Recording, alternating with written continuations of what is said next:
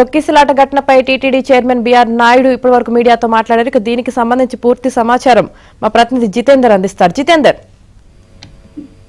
మొన్న జరిగినటువంటి తొక్కిసలాట ఘటనపై సీఎం ఆదేశాల మేరకు టీటీడీ సంతాప తీర్మానాన్ని కూడా ప్రవేశపెట్టింది.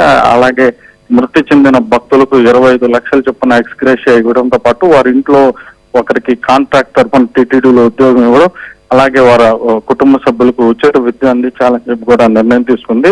వీటితో పాటు తీవ్రంగా గాయపడినటువంటి మరో 2 భక్తులకు 5 లక్షల ఎక్స్గ్రేషియా, అలాగే వారి పిల్లలు కూడా ఉచిత విద్య అందించాలని చెప్పి కూడా పాలక మండలి తీర్మానం చేసింది. మరో 21 మంది భక్తులకు స్వల్పంగా గాయపడడంతో వాళ్ళకి 2 లక్షల చొప్పున ఎక్స్గ్రేషియా ఇవ్వడంతో పాటు వారి పిల్లలకు కూడా ఉచిత విద్య అందించాలని చెప్పి కూడా పాలక మండలి తీర్మానం చేసింది.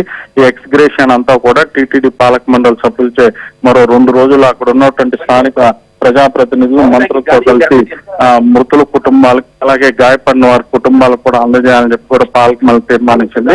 మరోవైపు ఈ నెల 20వ తేదీ వరకు వైకుంఠ ద్వారాలు శ్రీవారి ఆలయంలో తెరిచి ఉంచున్న నేపథ్యంలో మిగిలిన 7 రోజులకు సంబంధించినటువంటి HD టోకన్లు కూడా ఏ రోజుకి ఆ రోజు తిరుపతిలోని ఉదయ కాంప్లెక్స్, శ్రీనివాసం అలాగే విష్ణు నివాసంలోనే కేటాయించాలని చెప్పి కూడా టీటీడీ పాలక మండలి తీర్మానించింది.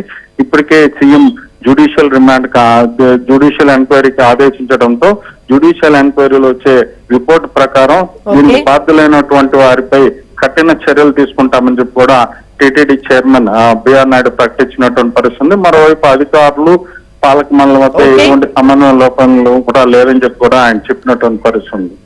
Right, thank you Jitender. క్షమాపణ చెప్తే చెప్పడంలో తప్పలేదు.